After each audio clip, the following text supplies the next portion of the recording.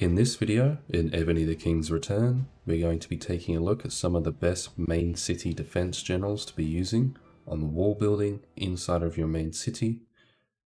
For anyone that does not know how to do that, how to apply them, go to your walls, defense general, and click select. Once you've selected them, if you come back into the tab, you should see, like I have with one of my generals that's a part of this top 5 list, it will say main city defense general. Now to actually get into some of the best ones available, I'm going to be going to the tavern building, recruit, and portraits. Now all generals displayed here, either epic, which is gold, or purple, which is legendary, are considered historic as long as they're in this tab. It does not matter which culture at the top they're in, they're still historical. Historical generals are going to be the best. Now this top list and other lists available on my channel, so I do urge you to subscribe to look at those videos. They will all cover the best of the best. They're all historical. So do bear that in mind. If you don't have a general that is a part of this list, they're not going to be worth investing in. And there's even a chance, even if they are historical, they're still not worth investing in. You should definitely try your best to use my other videos, such as general recruitment, and the comments down below to ask any questions about this or anything else to help you succeed in earning a better general. Hopefully that's a part of this list and my future ones on attacking and boss generals. Now getting into the first pick, so the 5th best one in my opinion is Gustavus.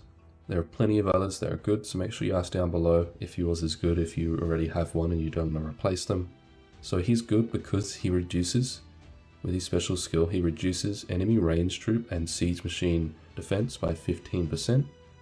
It would be better to be debuffing their attack if possible, but it's always good to be debuffing, which is reducing enemy range troop and siege stats, because those two troop types are used quite often in PvP, both defending and attacking. That's why it's quite great that this general also increases your own range troop and siege machine attack by 15%, bringing it up to a total of 60% of a debuff/buff. His specialties are going to be hard, like all generals, to get. It may take you 6 to 12 months. That's why you don't always have to take this into account when selecting a general. But still, his specialties are pretty good. If you were to earn all of these, you don't get them out of the box. You will have to unlock them. It's buffing more ranged and siege stats into him. The only negative thing is this last one, as you see, only works on attacking troops.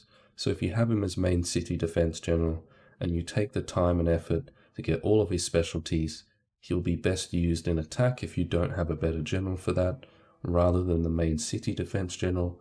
Although, if you do have him pop up in your tavern, he's pretty good, because his special skill that you get instantly, you don't have to do anything to get that. As long as you have the general, it'll work, and it's pretty good.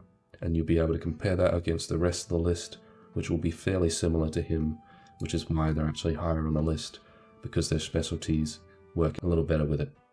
So we might actually go to Japan here. This guy might be above some of the others, but I'll still put him in my 4th position for now. He increases mounted troop attack and your ranged troop attack. Increasing the mounted stats are not as worthwhile, but it's still a positive thing. We're mostly looking to buff ranged and siege machine troops, and he is obviously increasing the ranged troop attack, which is great, and his specialties go along with that. We won't get into those.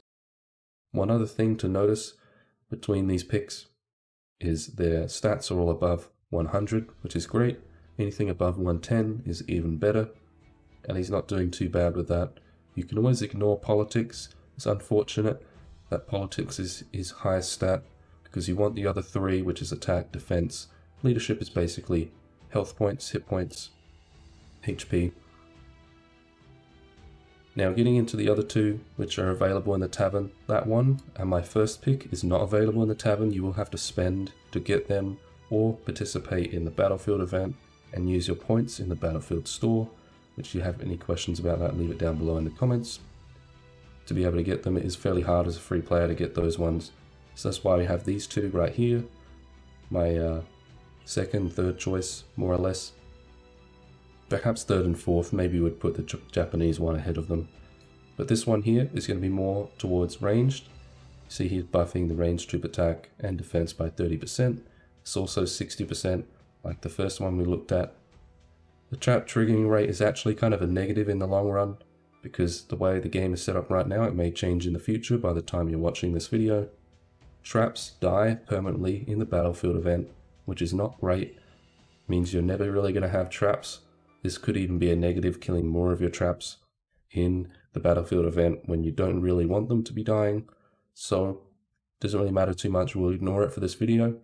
Won't go through his specialties, but they're basically ranged, focused, pretty good. Increasing hospital capacity is always good.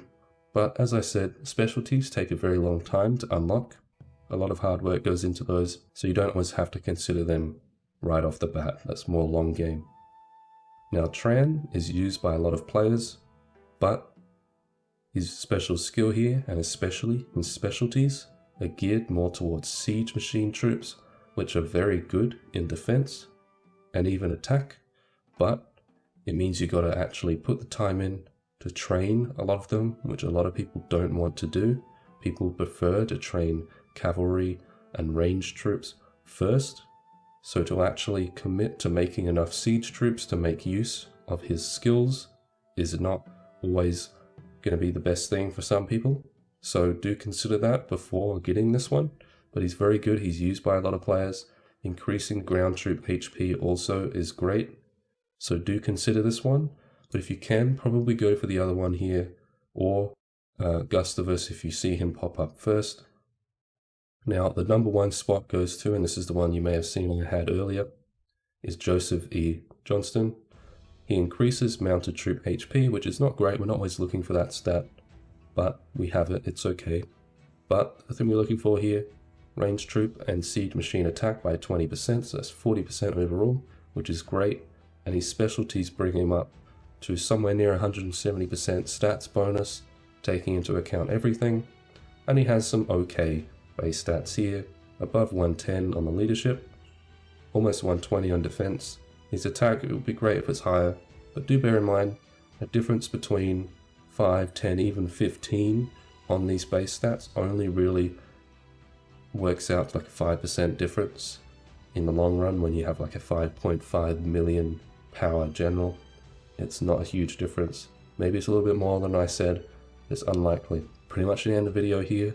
Do subscribe, do check out the rest of my videos, leave comments down below, click the notification bell next to the subscribe button, so when I put new videos out on this topic and other topics, you'll get notified and you can watch those straight away. Also, if you have any other questions about generals that may be good, make sure you leave it down below, because you don't want to be dismissing those generals unnecessarily. There's certainly other good generals for main city defense that I did not mention, so use that comment section to your benefit.